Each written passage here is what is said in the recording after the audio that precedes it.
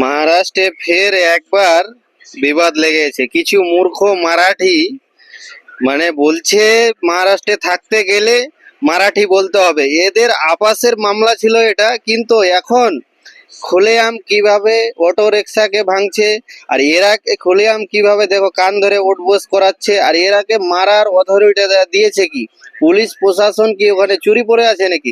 Main মূলের জড়ের কাহিনী হলো এই যে ছবিটা দেখতে পাচ্ছ, প্রত্যেকটা দপ্তরে অফিসে যে সবাইকে ধমকাচ্ছে, মারছে, পুলিশ প্রশাসন কিছু বলছে না। ওই যে লালু যাদব একবার বলেছিল 30-35 বছর আগে যে মারাঠিকে মহারাষ্ট্র থেকে ট্রেনে ভর্তি করে নিয়ে এসে বিহারে নিয়ে এসে পিটবো। তো সেম কাহিনী ওরকম করতে হবে এদের। না, মহারাষ্ট্রে প্রত্যেকটা রাজ্যের লোক থাকে। আমাদের সংস্কৃতি মেন ভাষা হলো হিন্দি, হিন্দি বললেই হলো না। মহারাষ্ট্রে কাজ করতে গেলে এখন মারাঠি বলতে হবে নাকি? তো যত বাইরের রাষ্ট্রের যত ব্যাংক বিজনেস আছে, তাহলে মহারাষ্ট্র থেকে চলে যাক, ওরা নিজেই করবে, দিয়ে মাছি আঁকাবে বসে বসে।